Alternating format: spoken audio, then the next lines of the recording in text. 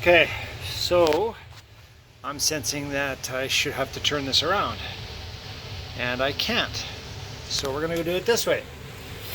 So here's what's happening here. We know this wall assembly leaks. We know that the roof assembly up into this area has rotted out or is punky enough so that I know that this corner has been quite wet over a period of time. Now,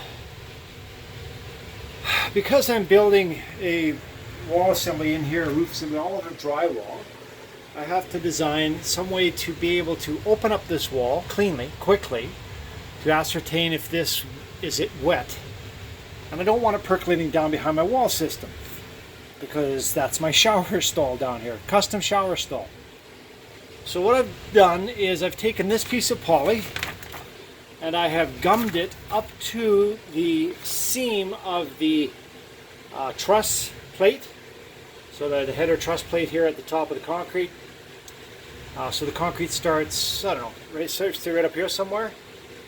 No, it doesn't actually. That's not quite true. It actually starts here, and there's a mid-wall assembly. So it's like the concrete goes in here about 1.5 inches and then back up to here to where all the main plates sit on the household assembly.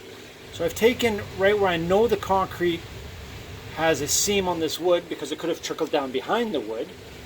I've put in a piece of poly. I have membraned it with an acoustical sealant to the concrete to where I know it's going to possibly leak behind the plate here. And then I've pushed it out this way, and then I've sealed it up in this corner here and this corner here, so that if water ever does percolate into this area, hopefully this will get soaked, because I'm going to put some poly here. I'm going to membrane it to the best of my ability to this area here, to try to stop water or air penetration into this room. You can see the old membrane, like nobody had any idea back in the day 20 years ago. They stopped it here, they didn't carry it up into the truss plate, nothing, right?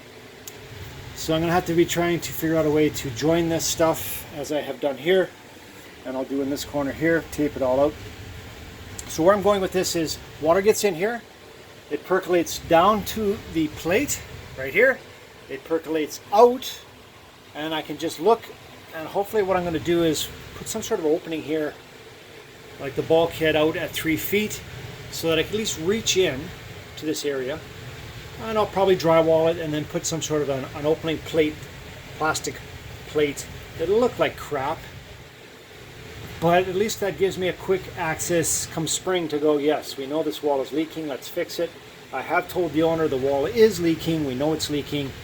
It's either the 2 windows on the outside as per previous videos, or it's the roof assembly in the garage leaking in. I know there's carpenter ants through here. I know that there was a bunch of carpenter ants on the floor when I vacuumed it out, and I can see chew happening behind when I cored out to put this dryer vent. I could see all sorts of punky wood and chewed wood. So the carpenter ants live on wood. They chew it up, they spit it out, and it turns into sawdust shavings. So that's kind of where I'm at this particular second in time. And that's it. You can see I've already done all of the plates here, gasketed them in. Oh, that one needs to be smeared a little bit. Tough to work in these areas, I'm telling you.